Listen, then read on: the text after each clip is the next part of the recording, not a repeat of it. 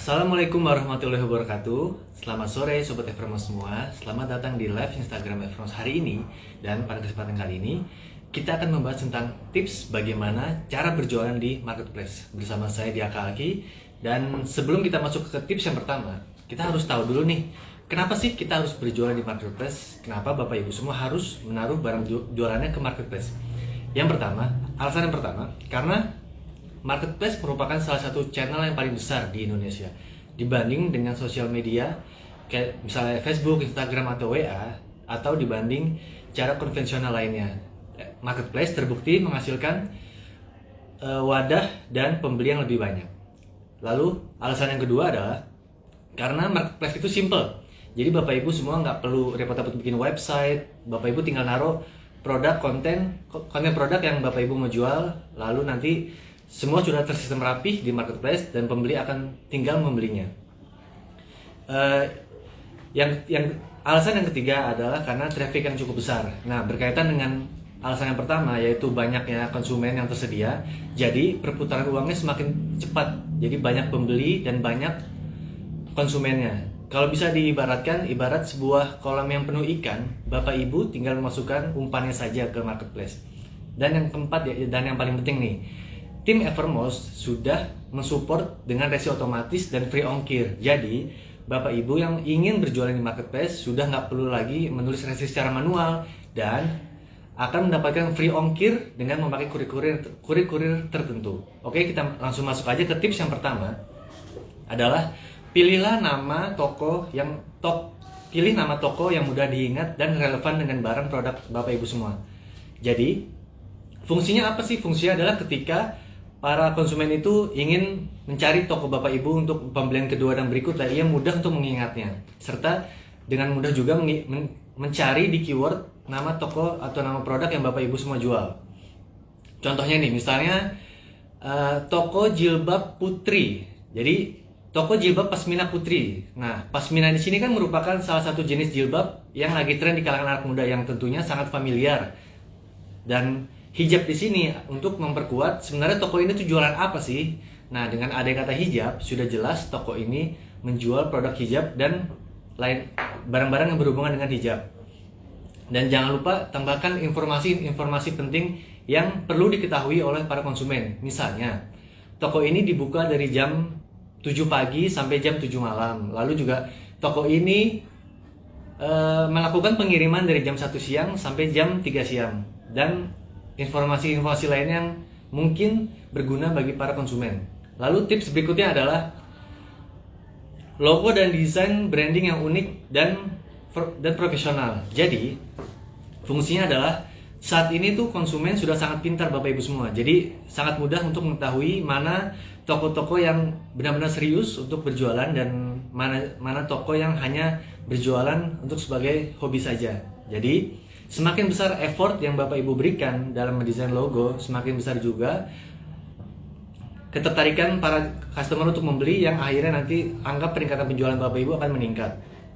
Lalu juga Bapak Ibu bisa menambahkan frame kotak sebagai watermark atau sebagai tanda ciri khas toko atau produk Bapak Ibu semua.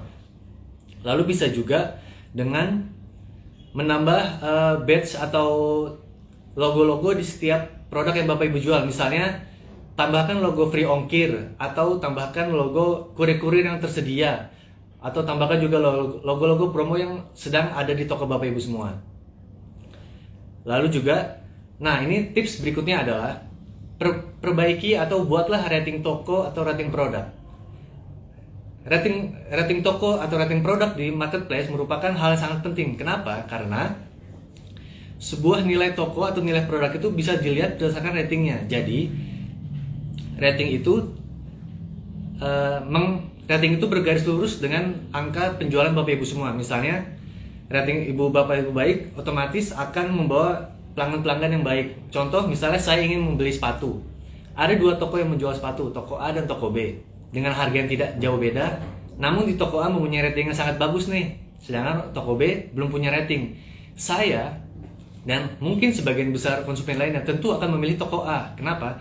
Karena dengan adanya rating, saya sudah percaya bahwa produk-produk yang ada di toko A ini adalah produk-produk yang baik. Nah, Pertanyaannya sekarang adalah bagaimana cara kita mendapatkan rating tersebut? Nah, ada dua cara. Yang pertama dengan strategi jemput bola. Jadi maksudnya Bapak Ibu bisa mengajak teman-teman di sosial media, di Instagram, di Facebook maupun di WhatsApp untuk membeli produk atau setidaknya melihat toko-toko Bapak Ibu yang ada di marketplace.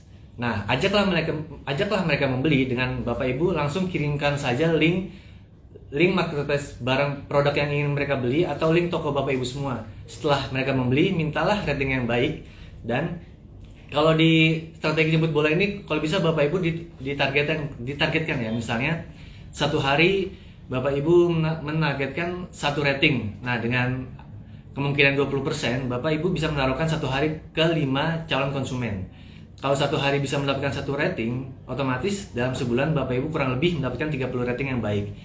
Lalu cara mendapatkan rating yang kedua adalah dengan cara pangkas harga. Nah, ada istilah yang mengatakan kita harus mundur selangkah demi maju 2 langkah. Kalau divisualisasikan ibarat sebuah permainan ketapel, kita harus mundur sedikit agar mendapatkan hasil yang lebih maju lebih banyak. Kalau kita terapkan di marketplace, kita bisa sedikit mengurangi keuntungan kita, namun dengan tidak mengurangi kualitas barang itu. Jadi untuk beberapa waktu kita bisa mengurangi keuntungan kita agar konsumen membeli produk kita, lalu ia terpuaskan secara kualitas dan kuantitas, dan pada akhirnya mereka membuat rating yang sangat bagus yang itu dapat berguna di pembelian berikutnya. Lalu tips berikutnya adalah tuliskan deskripsi produk yang menarik dan jelas. Nah, Bapak Ibu semua, para konsumen saat ini tuh mereka tidak membeli barang hanya melihat sebuah foto, namun yang tidak kalah penting adalah detail-detail produk tersebut itu sangat penting bagi mereka untuk diketahui. Misalnya ia ingin membeli sebuah baju, tapi di deskripsinya nggak ada penjelasan dari bahan apa, size-nya berapa, ongkirnya berapa. Ada kemungkinan ia berpindah ke toko kompetitor Anda yang menuliskan deskripsi secara lebih jelas. Nah, deskripsi sebuah barang juga sangat mempengaruhi nilai penjualan Bapak Ibu semua. Misal Bapak Ibu tidak menuliskan deskripsi secara baik, otomatis kepercayaan calon pembeli akan berkurang. Lalu di sini saya juga punya tips bagaimana cara menuliskan deskripsi yang baik. Ada 2 tips juga. Yang pertama tips secara copywriting, yaitu ada 3 step Bapak Ibu semua. Yang pertama, tuliskan masalah, hadirkan solusi, lalu ajaklah untuk membelinya. Nah, masalah di sini adalah masalah jika para calon konsumen tidak memakai produk yang Bapak Ibu jual. Lalu hadirkan solusi, hadirkan produk Bapak Ibu semua sebagai solusinya, dan yang terakhir ajaklah para calon konsumen untuk membelinya. Contoh misalnya saya ingin menjual jaket nih. Saya mungkin akan menulis captionnya seperti ini. Kalian semua ingin pakai jaket namun sering berkeringat. Nah, saya jual jaket A dengan kualitas terbaik, tebal namun tidak membuat panas. Yuk langsung dibeli. Seperti itu contohnya. Lalu yang kedua, jangan lupa menuliskan detail-detail produk yang berfungsi untuk para calon customer. Misalnya cara pakai, larangan, anjuran, dan detail-detail lainnya. Lalu tips berikutnya adalah foto yang menarik dan jelas. Jadi foto yang menarik dan jelas ini berfungsi sebagai pendongkrak penjualan Bapak Ibu semua. Untuk kategori fashion, saya sarankan untuk menggunakan model yang baik. Kenapa? Karena agar para calon customer bisa memvisualisasikan seperti apa barang itu ketika ia sudah membelinya dan lalu mereka memakainya. Jadi sebelum ia membeli, ia sudah tahu kira-kira barang itu cocok atau tidak ketika dipakai di badan mereka. Dan saran berikutnya, jangan lupa kalau bisa cari model yang cantik, ganteng, atau bahasanya instagramable lah. Bukan tanpa alasan, melainkan menurut ilmu psikologi, menggunakan model yang cantik dan ganteng itu berfungsi untuk meningkatkan rasa keinginan untuk memakainya. Jadi ia dapat lebih memvisualisasikan dengan memakai produk atau barang yang Bapak Ibu jual, ia akan seperti model yang Bapak Ibu tampilkan. Lalu juga jangan lupa misalnya brand seperti sepatu, untuk menampilkan foto asli yang konkret. Misalnya sepatu itu difoto dari depan, samping kanan, samping kiri, dari belakang, dan bahkan ketika sepatu itu sedang dipakai. Fungsinya apa? Fungsinya agar jika Bapak Ibu nggak menerapkan foto itu, bisa jadi calon customer itu nggak punya bayangan atau tidak bisa memvisualisasikan seperti apa sih sepatu ini ketika saya pakai, dan ketika customer itu akhirnya membeli namun tidak sesuai ekspektasi dengan apa yang ia bayangkan, ada kemungkinan terburuknya bahwa Bapak Ibu akan dituduh sebagai toko pembohong karena barang yang datang itu tidak sesuai dengan ekspektasi mereka. Lalu tips berikutnya adalah Bapak Ibu harus merespon chat dengan cepat dan baik. Fungsinya adalah, zaman sekarang handphone atau laptop atau PC, komputer lainnya itu sudah sangat mudah dijelajahi, sangat mudah untuk tinggal di scroll dan diklik. Jadi ketika para konsumen ingin bertanya sebuah produk, namun ia tidak mendapatkan jawaban dari Bapak Ibu secara cepat, itu besar kemungkinan mereka tinggal scroll, cari produk yang sejenis, lalu mereka bertanya hal yang sama dan mereka mendapatkan jawaban lebih cepat.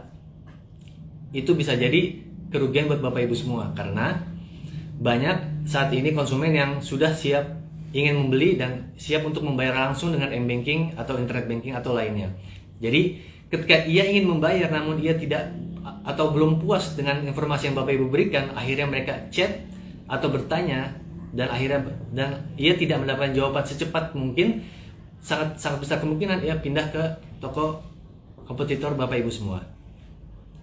Lalu jangan lupa membalasnya dengan ramah, karena ketika kita membalas chat itu dengan ramah dan antusias, besar kemungkinan kita akan mendapatkan apresiasi dari mereka, karena mereka merasa kita sangat melayani mereka, kita sangat peduli dengan apa yang ia tanyakan atau dan yang mereka butuhkan. Dan jangan lupa untuk menambahkan emoji smile. Fungsinya adalah, menurut ilmu psikologi juga, ketika kita chat diakhiri dengan emoji smile, itu kita akan menggambarkan kondisi kita sedang gembira, sedang tersenyum. Jadi seolah-olah kita lagi ngobrol sama konsumen dengan keadaan baik.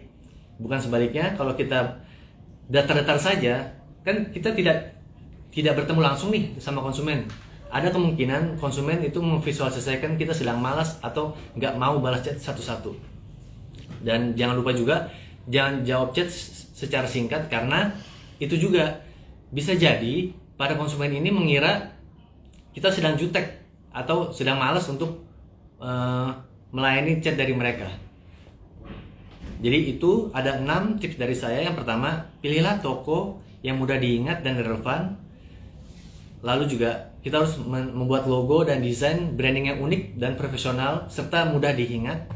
Yang ketiga, jangan lupa yang paling penting adalah rating toko Bapak Ibu semua. Yang keempat, tulis deskripsi produk yang menarik dan jelas. Yang kelima, buatlah foto yang menarik dan sejelas mungkin.